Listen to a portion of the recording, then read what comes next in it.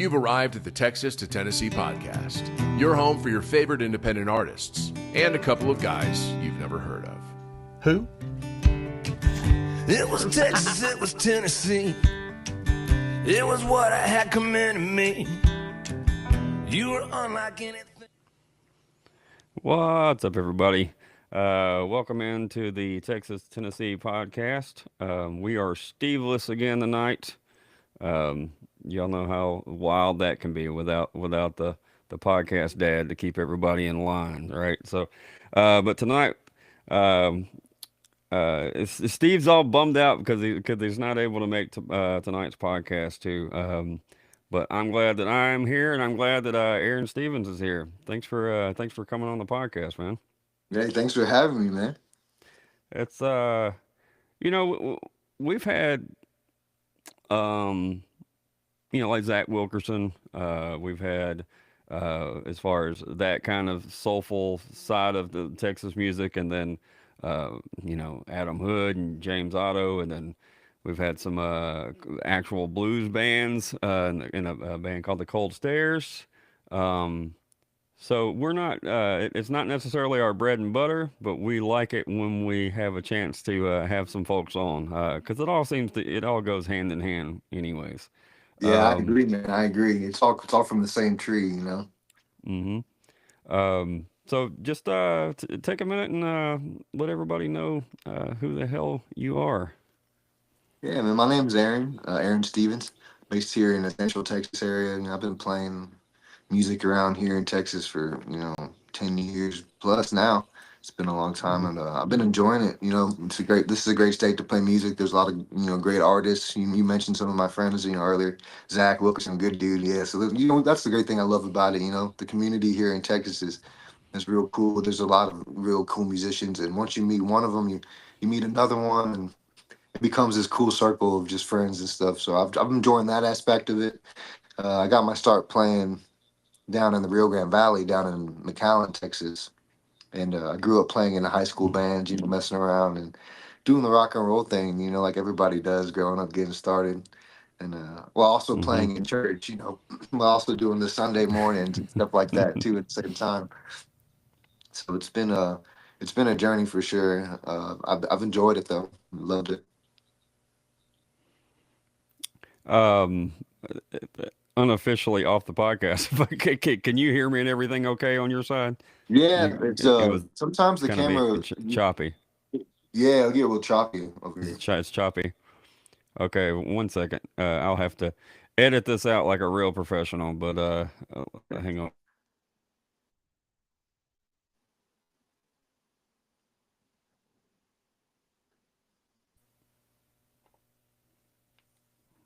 There you go. It's a little more clear now. Yeah. Okay. All right. I saw that it was glitching. I didn't want to, if I could fix it in the beginning instead of dealing with it for another hour, I figured I'd go ahead and do that. So I guess you were talking about playing rock and roll music and playing in church and stuff. And I'm like you said, all of it starts to stem from the same tree, but I guess in a quick overview, how did you kind of get to where you are musically now? Well, once I got to college, I actually got real into like R&B and soul. So I always grew up listening to like the stuff my parents liked, like Al Green, Prince, Michael Jackson, of course, like that stuff was all over my house. But I never really made it my own, it was just stuff that I heard, around the house. When I got to college, though, that's when I went on that deep dive, man, and I got real into like Stevie Wonder, a lot of the '90s R&B stuff, and that really that became a huge part of what I was, doing then. And I just took a bunch of influences, and just kind of copied it like everyone does, and I've always just whenever I hear something, I'm like, okay, let me see if I can make a version of that for myself. This is how I've always been.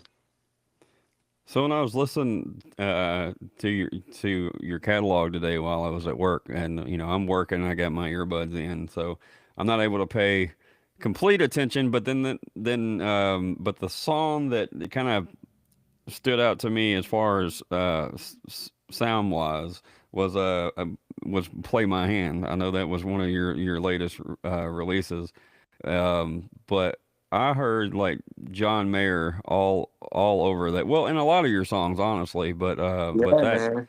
is that somebody that you did you fall down that rabbit hole too? Oh, of course. Okay, Yes, John Mayer's. That was the reason why I picked up the guitar when I was probably about 13 years old or so. I heard a okay. John Mayer record, "Hungry Things," and that record was really what got me into the songwriting and everything in general. And at the time, it was just it sounded fresh. You know, at the time that was like some like cool different stuff. You know, it was like singer songwriter, but it had like this pop thing, and I liked all that too. And that was a huge part of why I wanted to play guitar was that music. What were you originally playing instrument wise? What kind of, I mean, where did it start? I started as a drummer. I started Okay. playing drums first, which is funny. Yeah, and I was There's a lot of okay. people though. It's not really that uncommon like we would think. We've talked to a bunch of people that started off as a drummer, then and kind of moved to something else. Whether it's just playing guitar enough to be able to sing their songs or whatever the case would be. But we've talked to a bunch. Yeah, that's how I started playing drums. I wanted to be a drummer first, man. So I did that in school. I was in percussion, Mm, and then I got all on the drums and stuff like that. But I liked guitar a little bit more. I liked because I wanted to write songs, so that was a big part hmm of it. Well, Steve's not here, but we're still going to ask his question. You've mentioned writing your own songs a few times, so we'll make sure we ask this. It's called the pie question. All right, it's a musical pie. We divide it up into four sections. It is songwriting, performance, studio, and then everything else: the business, the socials, the booking, yeah, all that. Making sure that the van gets down the road, all the rest of the bullshit. Which one of those things is home for you? It's home. I Mm-hmm. definitely I definitely would say like the songwriting and like introspection type thing, kind of Mm-hmm. I like to just like think about something or have a songwriting idea and flesh it out. But it's weird because it's not like I like the huge like being like super deep with my lyrics necessarily either though, like and having Right. this like storytelling aspect. I kind of like the idea of the combination of like melody and words. Like I like that a lot. And that's always been something that like I remember as a kid, like I would just randomly just sing about something or just make up a song about just something random, and that to me was fun, and it's always been that way. So when you after you got a little older and started trying to play out or put together a band or whatever the case would be, your family, your parents were not surprised. Yeah, because I always talked about doing like music. It was always Mm-hmm. something that I was like, I love music, and my parents they're always supportive of the music, and they're not musicians, so it was wild because they really were always open to me like whatever I wanted to do, whether it was like piano or getting a guitar. They were always like, yeah, just go ahead, try it out. Hmm. That's Have the that's drum cool. set in the garage, yeah. So You got to put that in the garage. yeah, it had to be in the Exactly. garage. Yeah. I know, man. I grew up with my grandparents, and I wanted drums too when I was a kid. I played drums after I moved out and everything, but I couldn't get them until I had my own place. I wanted drums, and my grandfather was like, here's an acoustic guitar. Learn a Merle Haggard song, which Yeah. I appreciate now, but then I wanted the it was the late '90s, early 2000s. I wanted to play some whatever Green Day and shit like that too. So, um, you were talking about you've met.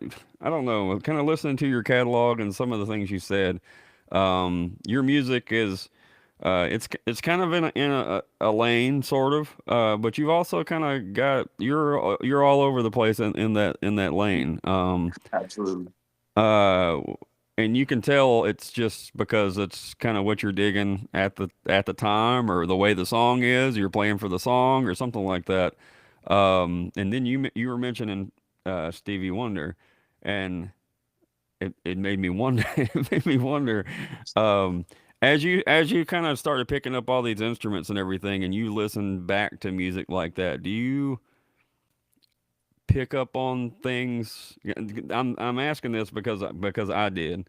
Because originally I kind of listened to it and I liked it, but then after I started paying more attention, or I learned more, or got older, or whatever the case would be, I started hearing really how good, you know what I mean, how good of a musician like Stevie and those guys actually were. So the older you got, Yeah. did you pick up on those nuggets that you didn't hear when you were younger? Yeah, I think that describes it perfectly, man. Because when you're young, you're just like, this is a cool song. Let's, you hear a song by, someone like Stevie Wonder, and it sounds simple, when you're a kid because it's so groovy and fun. But then when Mm-hmm. you get older and like are more into music and stuff, and you dissect what's happening, you're like, man, this guy's doing some crazy like stuff in this song. It sounds so simple. What is this? I love that about Stevie. So And it's harder, like when you are trying to create something, you're like, yeah, this is way more difficult than it yeah, sounded on, when pops listened to it when I was a kid. And so, for sure. yeah, that's and also I got as far as a bunch of vinyl and stuff. And when I really started going down the rabbit hole with the vinyl stuff, you can't, you don't want to get up to change songs. So that really made me pay attention to a lot more of all different kinds of music. And apparently, I got a siren going by, so my dogs are gonna howl. So that's professional shit. That's what we do here. Uh, they like Stevie Wonder though. Yeah. No, just I guess just made me pay more attention to that stuff like that because you know because you're picking out an album and you want to pay attention to it. So anyway, I went down those rabbit holes a bunch. But um, once you started actually playing out, um, when did you get the opportunity to play out in front of a crowd that wasn't at church? Well, I did it in high school. So I had a high school band. We were called Heavy Heavy. And that was like, just like high school band stuff. You play at like the VFW or just like you know, I think we played at an old like elementary school gym. They had like a stage in there. And so that was what my first shows experiences were. Like, down there where I grew up, there was a super huge like heavy metal and like rock scene. So it was Hmm. weird. And like my band was not that at all. I was not doing that, but I was still playing shows and stuff. And it was this weird like mashup of the stuff I was into at the time, which was like Fall Out Boy and like, Gotcha. other like rock stuff. But then after that, when I went to Texas State in San Marcos, I moved to San Marcos after high school. That's when I started playing around the bar scene, and that's when I started playing in New Braunfels and started meeting like a lot of those like the actual Texas country artists and just a lot of cool guys in the actual live music scene outside of Hmm. just my high school local scene. And Right. guys like Midnight River Choir, and from there I met Zach Love those Williams, guys. guys like that. Yeah, so like that was my introduction to really playing out live, like as a musician. Again, we were talking about this before we started this thing, and I tell Steve all the time how spoiled y'all are that you can mention I can go see Bob and the Midnight River Choir, and then possibly Zach Wilkerson in the same weekend if time if it played out right, just to have the opportunities to go see musicians like that is yeah, y'all are the folks that don't go don't know what they're don't know what they're missing. Uh, I met Bob down well all the River Choir guys at Jason Eady Festival in Mississippi, and they were all super cool and nice, and yeah, they were. And then when they played their own set, they were Edie's backing band during his sets, but then when they played their own sets, yeah, they were top notch and just super nice too. So Yeah, dude, those are my dudes when I was getting started, man. Bob and Mitch, they were my backing band for a long time, and so I got to cut my teeth with those dudes, man. Playing at Billy's Ice in New Braunfels, man, all the time. They'll have like 5 years every Wednesday night. I mean, how do you kind of get to that point as far as, you know, you're in college and everything, but how do you kind of pick up, you know, how do you go up to Bob Bob and Mitch and be like, yo, you know, I need a rhythm section and Well, you that's just know. a testament to how cool those guys are, though, No, too, they man. are definitely. You know, because I met them. I think what happened is Court Nance. I don't know if you ever know Court Nance. He's a friend of all of ours, but he had this gig at a tavern in the Green in New Braunfels, and they were playing with him then. That night, and so from there, man, like after that night, I feel like it was just like I was just hanging out with those guys often, and then from Man, there, it was just not a big deal. it's definitely a great match too, as far as uh just musically anyways, just going off of the one time that I've heard them, and then the music I listen to you know, with you, because they're not straight down the middle, you know, Texas country guys either, you know what I mean? So it's Yeah, yeah. it's that's a great pairing for sure. Yeah, I think that's why we kind of fit in with each other. 'Cause they kind of knew, hey, like we're kind of doing a similar thing. They're definitely real cool about it. um well, I want to make sure that we talk about this, and I don't want to get to rambling and talk about and kind of skip over it, but um you got a speaking of perfect pairings, you got a extremely cool gig coming up this week, tomorrow, I believe, I think it's the 16th, if I remember right. Yeah, yes, sir. Yeah, yeah. The and Was Josh Weathers. Yeah, over Josh over at Magnolia Motor Lounge. That's right. That's is that your first show playing with Josh? No, no, No, it's man. not. I Okay. played with him. I played with him a few times. Josh is real cool, really great guy, man. I just saw him not too long ago. We did that Caveman Festival Okay. out there in Weston, Colorado, and we played the same night out there. That was great, man. Real cool guy. The real great band. Yes, yes, soulful singer, and then it just, I don't know, that just made sense. But when you're opening for somebody like Josh or anybody, honestly, that when there might be a few people in the crowd that know your music, but they're there to see somebody else, and you get the chance to do that opening spot.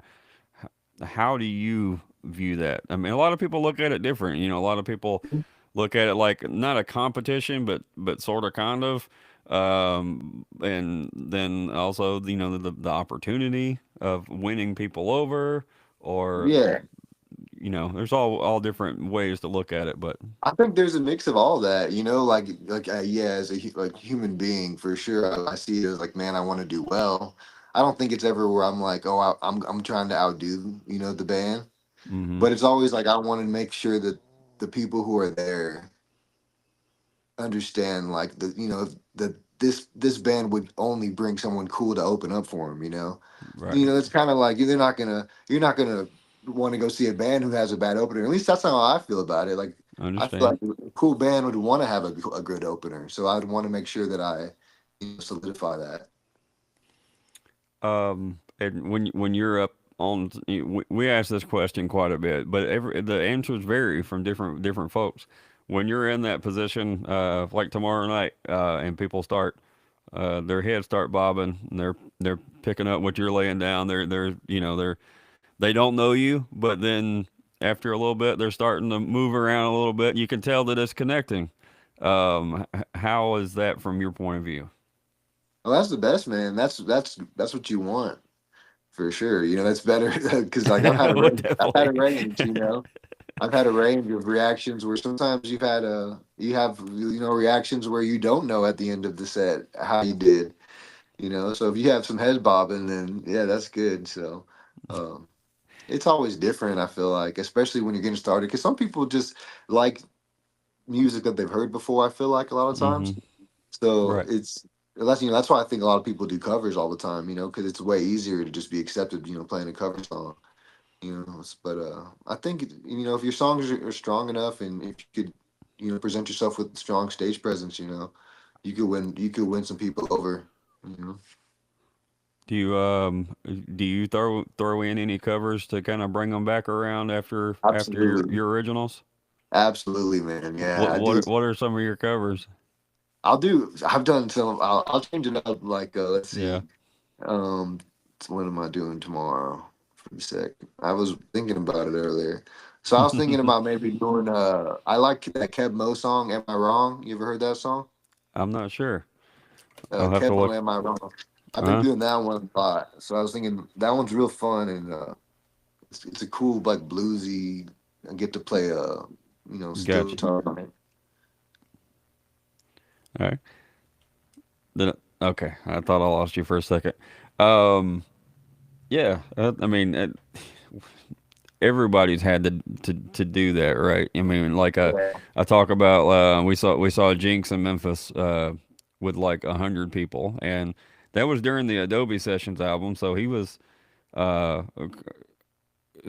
starting to catch hold everywhere, not just in Texas, and he still played a couple covers, so. Um, actually, I think he played like four, like, probably because he wasn't sure, yet. Yeah. So, But I but think I like the feeling of playing a cover sometimes though, because mhm, it's nice to like play one and then people are just singing along, and it's almost like at that point, like, okay, like this is gonna be a good night, they're having fun. So mhm. sometimes a cover can do that. All right, and then when those shows are over and new folks find your music and they come to the merch table and shake a hand and get to know you a little bit. How's that from your point of view? Oh, that's the best too, man. That's when you get the stories. That's when you get the stories that you're gonna remember for real about the gig. Because the shows kind of blend together. The live music is always great, and I love that. A lot of times you're getting lost anyway in the moment, but the stories are actually like what happens. After the shows, and meeting the people and hearing what the music does for them, and that's another reason why I love it. I can apparently another. I mean, I live in the middle of nowhere, and I had two sirens go by, so who knows? They don't know that I'm trying to like be a professional in here and all that. Um, I can only imagine how what that feeling is like as far as I can relate it to this. When I got a text message a couple months ago from a tour manager, and they were playing a show in Huntsville, and it said, "Hey, this group come up and said they come to see us tonight because they heard us on your podcast." Like, and I wasn't there, but they text me to let me know that happened, and I was like, "Hell, you know what I mean? It's fuel in the tank. Yeah, I agree. It That's makes the you, thing that keeps you going. yeah." Definitely. I mean, I'm not.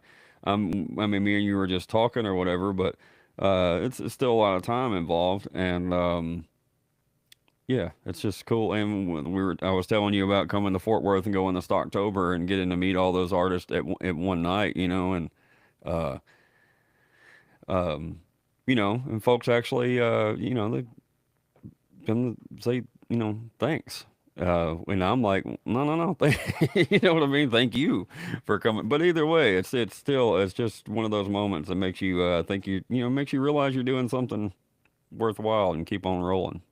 Yeah, man. It's a mutual thing, right? Like you want to Hmm. provide something for them, and then they're providing something, back about being there, and I like mean, listening in general. yeah. I mean, I play, the redneck bar gigs and whatever, but so there's that. When you're when you're in front of somebody, you got that, but through a computer, it's harder to tell. So those conversations are nice when they have a chance to happen. So, um, but you do have new music out there and more new music to come, right? Is that what you were Yeah, telling me? Yeah. I'm gonna record an album. Excuse me. I'm sorry, man. I'm gonna record Sorry. an album. Sometime in March, I think. That first week of March, we're gonna go to Rockport and record with a guy named Jeff Plankenhorn. He's gonna produce real awesome, steel guitar songwriter. It'll be a real good Okay. time. We'll do some songs out there. Um, well, I mean, we're pretty much at halftime, so I was trying to get to the last one of the singles you released. What took you too far? You want to give us a little rundown on that, and then I'll play it, and yeah, we'll talk about it after the fact. What's Yeah, Can you give a rundown on that song? yeah. That song is about it's about a conversation, man. A conversation that I had one time when I said something that I probably shouldn't have said. Gotcha. Sometimes I feel like in conversation when you're going back and forth with somebody, you try to think of that one thing that's gonna end it. You know, that Mm-hmm. finisher phrase or that one thing. And so that song is about that. And like once you say that finisher, the aftermath, what happens afterwards. And usually it's not a good thing. So that's kind of what I was trying to say in that song. It's about being thrown out. Being thrown out. Yeah, being thrown out after you said that thing too far. You said something. After you inserted foot, right? Insert Yeah, in foot and insert your mouth. foot in your mouth. I understand. Been there before. Probably on this podcast, but all right, man. If you would hit your microphone thing, and I'm gonna play you a song and put the picture up, and you got a couple-minute break here. Here we Okay. go.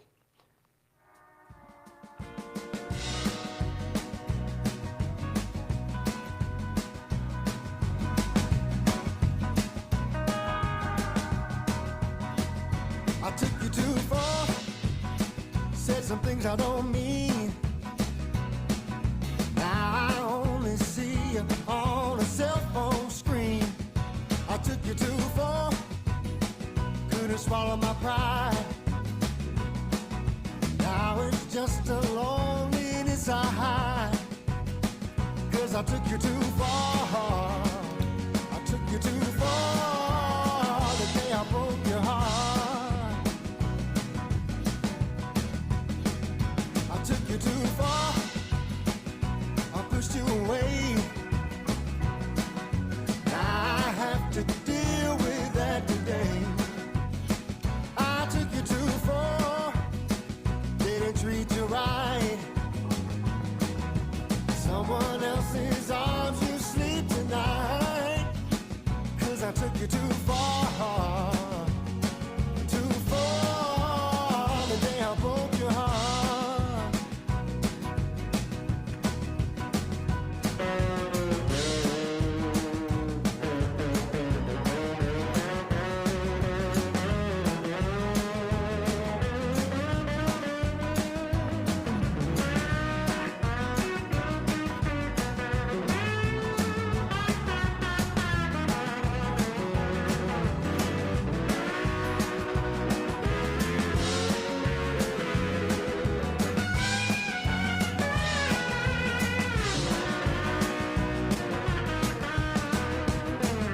I took you too far. Said some things I don't mean. Now I only see you in my dreams. I took you too far, right over the edge. Hope one day I'll learn to love again. 'Cause I took you too far. Too far when I broke your heart. I took you too far. Too far when I broke your heart. Yeah, man. So I was just, there's a couple things. I listened to this earlier today, and it's like, man, this reminds me of something and somebody, and I just couldn't put my finger on it, and then I heard it that time. But one, where did the Zydeco backbeat on that come in? Like, how did you follow on that for that song. It's I funny you love it. I said love that. it. It's one of the. It definitely sets the song off and makes it pop. But how did you get there? Yeah, it's funny, man, because when I wrote the song, it had a whole different feel, and that happens to me a lot. Hmm. I'll have a whole different feel with the song. The groove will be different, sometimes even the chords. But that one, I think I just decided like just to give it a different feel. I think I was listening to some Ben Harper at the time, like some early Ben Harper stuff, that's, that's and I was like, man, I want to get like something like a more like that type of feel, like a Zydeco, like you said, or not. I don't want it to sound like a full on train country beat, but I want it to have what that feeling does, what that beat does, you know. Like so, that's kind of where it came makes you from. move. Yeah, Definitely.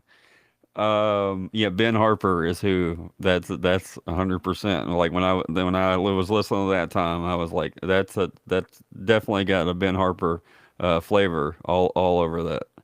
yeah. Thanks, man. That's definitely who I was trying to nod to on that one.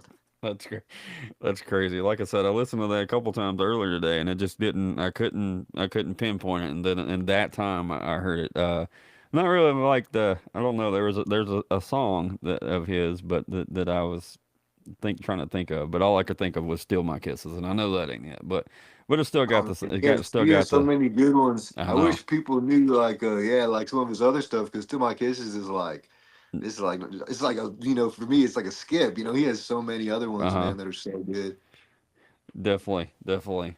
Um, I need to go back down that rabbit hole tomorrow while I'm at work. I don't have an interview to study for, so I can listen to who I want to. I need to listen to some Ben. It's been a long time. Um, we were talking about your gig coming up tomorrow with Josh Withers. What how many gigs kind of around about are you playing these days per year? Man, per year, I don't even never I never even think Never about it like counted. that. Yeah. Yeah, because I never I have like last year we did like a full on tour like that was about 2 weeks. But most of the time, like most of my gigs are like Thursday through Sunday every week for the most part. I find I try to fill it out. So like this weekend, for example, I got the show on Friday tomorrow with Josh at Magnolia, and Saturday we're doing the Lukenbach Blues Festival. We're headlining out there. So like this weekend's a real busy one. The next weekend I'm playing out in let's see, this is 20. Playing out in Nova Soda. So like I'll have different gigs that I'll just do. It varies. We'll have like a festival gig, then I'll do like a solo gig, opening gig. Then I'll do a hotel gig. I'll play wherever I can. Anywhere and everywhere. That's I think that maybe not the folks that are in Texas, but from us outsiders, there's a lot of different flavors of music there, and it takes a little bit before I get to the blues guys. It just if I'm thinking of Texas music right off the bat, it takes me a little while before I get to a lot of those guys. And but once you do, man, that tradition is pretty rich and pretty deep in Texas. So I'm not surprised that there's so many festivals and places to play, and I'm glad that there is because like even here, it's not as I don't know how to describe it. People don't respect what it is as much as they should. You go to Bill Street in Memphis, and you're still going to hear Journey and, and Purple Yeah, Rain. You know what I yeah. mean? Yeah. But that's So here too, And I you go to understand. Sixth Street, yeah, you're gonna hear that too. It's the exact same music. There's pockets, of really good spots all over. Well, I think that's why I like New Braunfels so much. I always like New Braunfels because for some weird reason, like that town was like more open to just like the original music singer songwriter than than any town. At least when I lived over there in San Marcos, Austin has always been great. It's always gonna be a great place for music, but a lot of the great venues in Austin are going away. They're kind of disappearing. It's harder.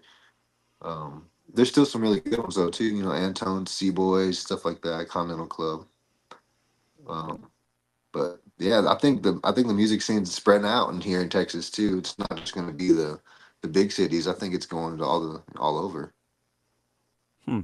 I haven't, yeah, I haven't really thought about that, but I could see that just as a really small example. My dad lives out in East Texas, a little bitty small town, and there's a music venue there now. It wasn't when he moved there, but maybe I don't know, maybe 7, 8, 10 years ago. I don't know how long, but um, somebody local built one, and so now every now every now and then when we go visit, I'll check the lineup to see who's playing, and it could be Ray Wiley Hubbard or an ACDC tribute band or what whatever the case would be.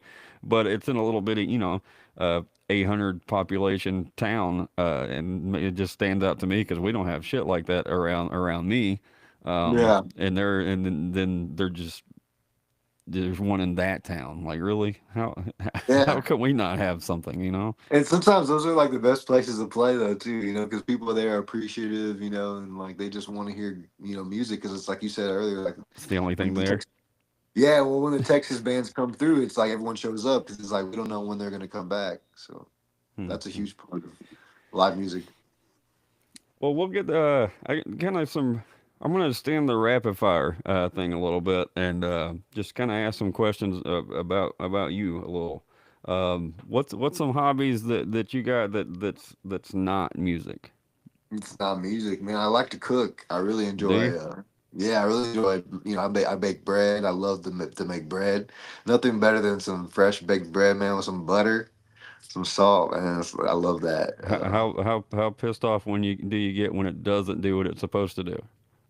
Well, I've done it enough now where I have it Okay. down to the science. But I've Gotcha. made plenty of mistakes. But now I have it down. That's the thing.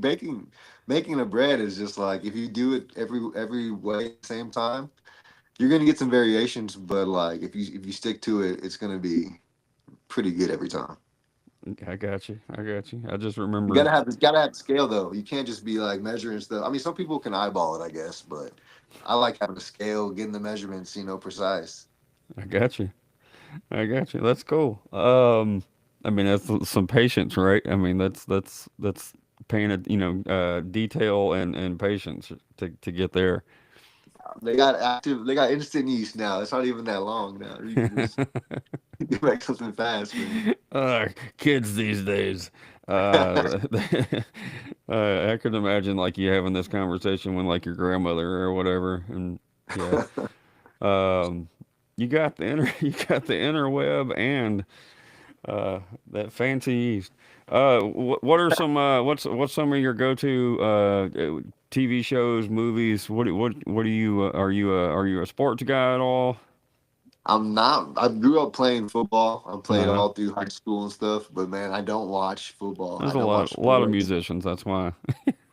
It's weird, yeah. Like I just don't like it. I don't like to watch it. A lot of my time, I like to just listen to music, play music. But some shows. You said shows. Hmm. I was really into recently. We've been watching Stranger Things. I gotta kind of start back over. I watched I think through season two, and then I kind of stopped, and now now everybody's like, okay, it's actually tying all back together, and it's really good. And I'm like, well, shit, I don't even remember. I feel like I gotta start all the way over. It But was pretty wild. It got dark there for a minute. It got real dark there in that show. I mean, but I like real good. I like a good drama. You ever see that show Ozarks? I love hmm that show. yeah, that That's was a one of good my one. favorites. Some crazy characters in that show for sure. Yeah, see, I like the crazy character work. I like the arcs, watching things. I've got some friends that live in Lake of the Ozarks, and they're like they were really sure if they liked it or not because it paints the town to be so crazy, Bunch of hillbilly, yeah, Yeah, like a bunch of yeah. hits and stuff. Yeah, They're like, man, it's there's a bad. lot of money here. But anyway, you got to put it somewhere, you know, and the Yeah. name's got to be good too. So if I I was thought of this question right as we were about to start. So the first time, believe it or not, if I was if I were dropped in from Mars or wherever, and you're gonna recommend me. a blues or a soul R&B album, where am I starting? If I ask you, I would say definitely something Stevie Wonder. Let's see, probably Songs in the Key of Life, just okay, because it's like that's the one, man. For me, if you put that on, there's so many good songs on there. You know, As Sir Duke's on there. hmm Um, that's the one for sure. That would blow their mind. Sounds like the most like some alien music. Either that or some Earth, Wind, and Fire. Earth, Wind, and Fire would probably be cool too. I got you, I got you. Um, if you were we can talk things into existence. If there's an artist out there that you haven't had the chance to open for that you would really love to be put on that bill, who are a few that you would say? Man, there's a lot. There's so many. I'm sure. I mean, just the people we've talked about today. I mean, John Mayer. That'd be crazy. That'd be. Uh-huh. You said bucket list, right? Yeah, That'd be yeah. that. That would be up there. I can't think of many people. Ben Harper too. You know, we said both those people. You know, would be great. I like Dave Matthews. I think that would be a fun one. Like anything that I don't know. Like that's kind of like the world I always loved of music. I've opened up for some great people too, though too. So it's like, man, I can't complain. I was I got gonna to open ask up about for that. yeah, I got Uh, to open up with Marcus King one time, and that guy's Hell yeah. incredible. hmm Eric Gales, I've opened up for Eric Gales. That was I don't know if you've heard of him. Yeah, I'm Oh sure you yeah. have. Yeah, about to say yeah. Yep. Yeah, And he's that's a I maybe I mean I say shit wrong all the time, but I think I'm right that he is from this area. I think he yeah, I think is. he's from Memphis. I think you're I think right. so. I thought he was, and then I was second guessing myself. But yeah, yeah, he's kind of one of those top notch guys, isn't he? But Yeah, man. you're talking the folks that you name, like with Mayer and Dave Matthews and all that. I would imagine those crowds would be pretty receptive, if you know what I mean. They seem to be cool with just whoever it is, long as it's good and got a good groove to it. They would be pretty receptive to whatever. Yeah, that would be cool, man. Those types of shows would be like you get fans probably pretty quick, at least in front of a lot of people, you know. All right, come on.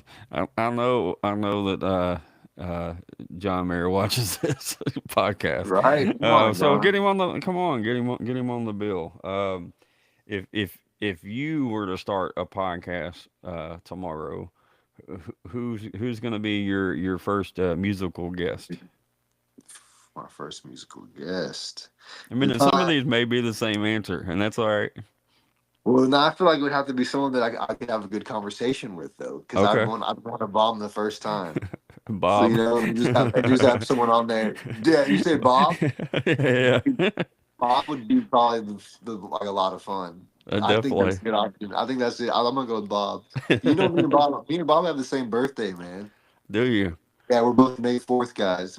So that's always been So our may the connection. fourth be with you. Okay. Yeah, yeah, All right. All right. yeah, yeah. I He's did. great, man. Okay. Okay. Bob can be your co-host. Who are y'all talking to? Yeah, are we talking? It could be. Does it have to be musicians, or it could be like anybody? Well, whatever. It doesn't matter. Because man, because I told you about the food, man, the cooking and stuff. So I might want to Okay. have like somebody on who could cook or something. So you could actually pick Uh, their brain about it, right? yeah, I want to hear like like Gordon Ramsay would be kind of interesting to talk to, man. I just feel like he'd be an interesting conversation. Let's see, Definitely. man. I mean, Musician wise, to be fair, when I met Bob, they were cooking. yeah, dude, Bob loves to cook. He puts he's always posting stuff that he's been making and stuff like that.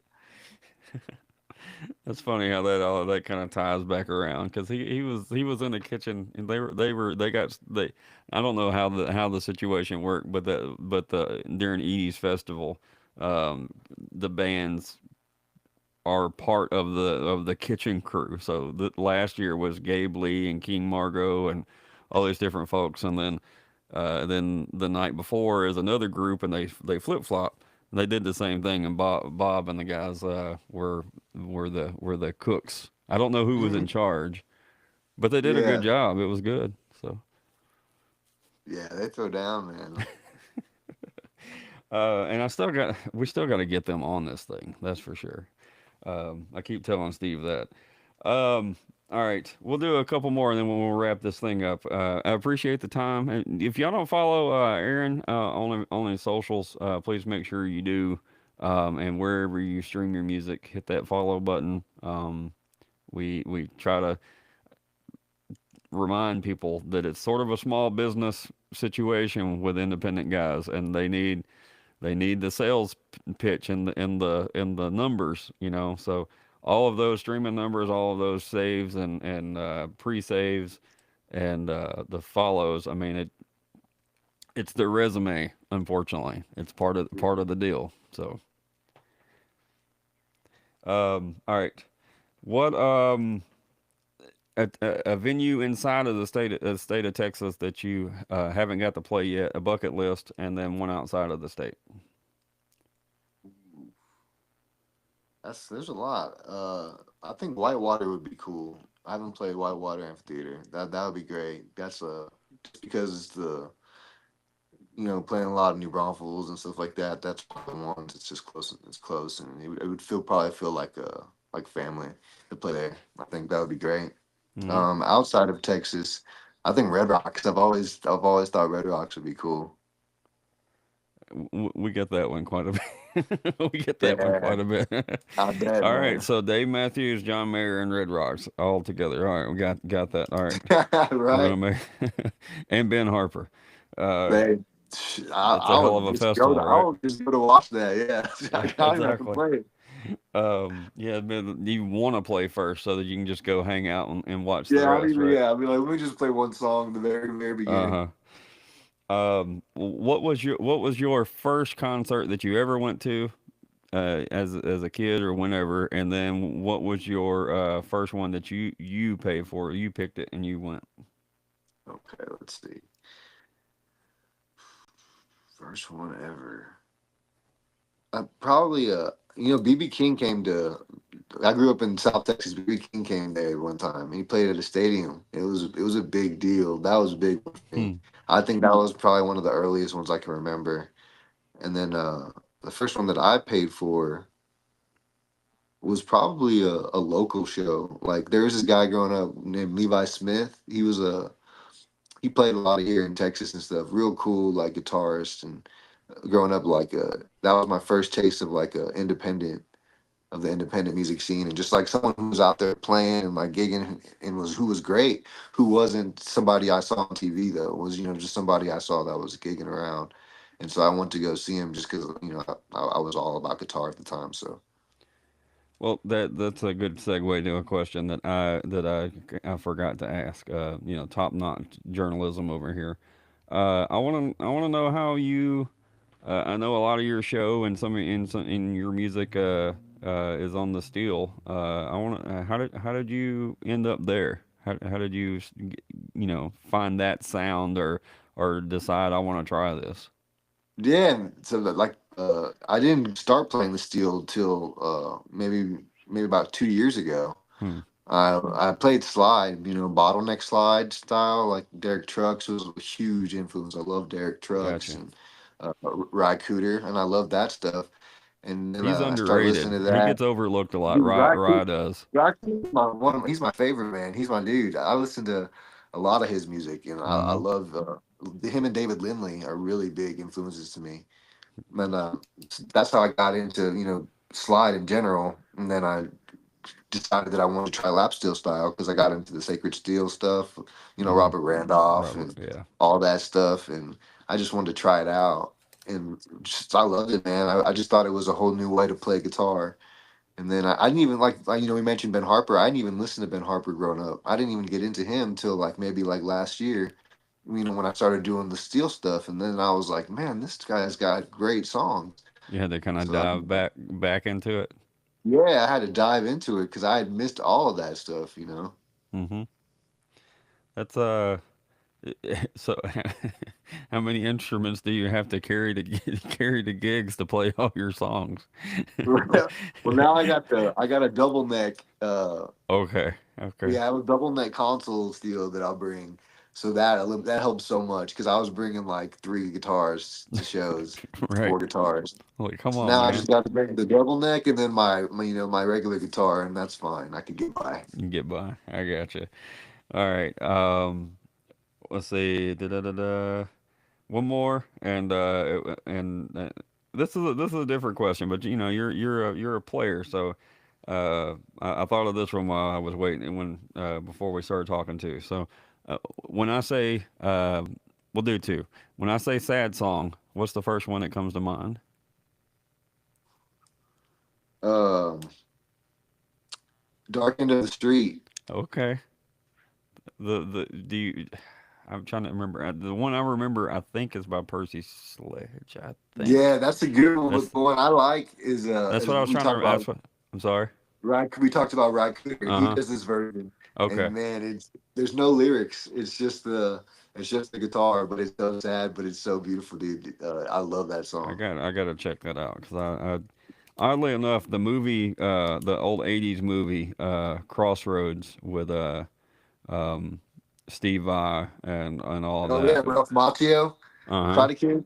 That Yeah, soundtrack is what led me as a kid to Ra's music. yeah, because he Hmm. played all the slide stuff on that. He had that song down in Mississippi that like that I didn't know anything about anything, but I love that song. And then as an adult, I started like going back through it and found this stuff.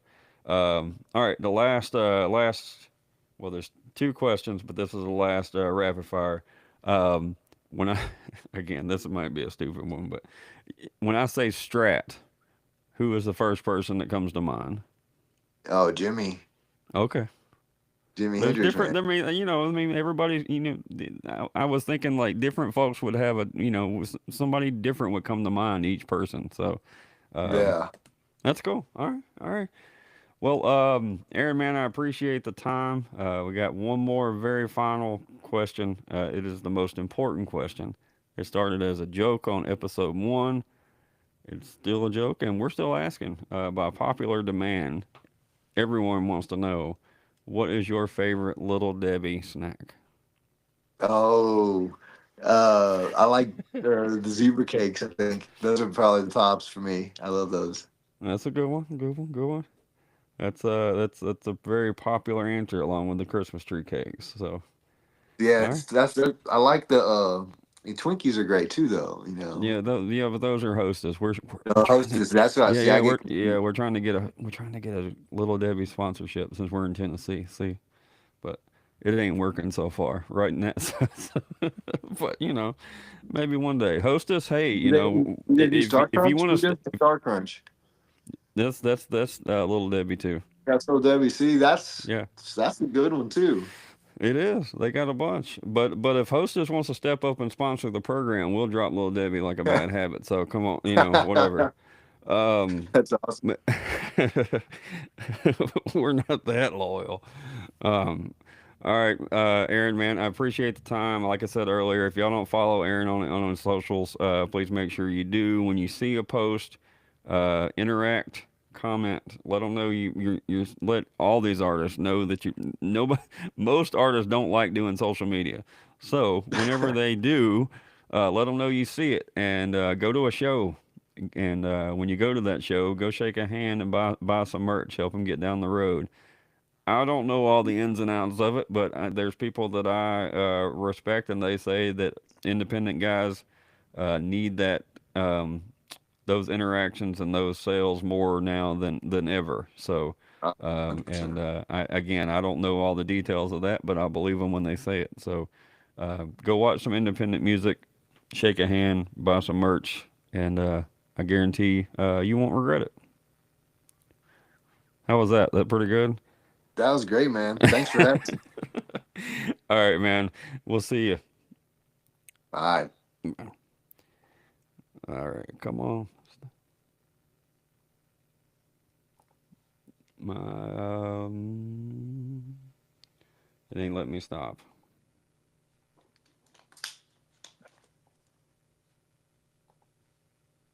1 second.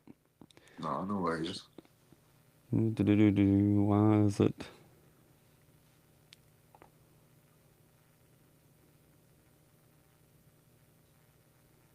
At least I remember not to just leave. Yeah. It's not goodbye. It's see you later.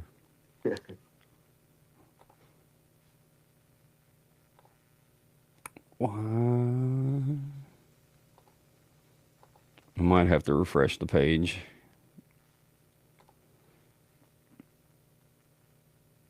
I'll be right back. Okay. It's crazy. I can leave, but I can't stop it. It's like, no, y'all must keep going. You must keep filming.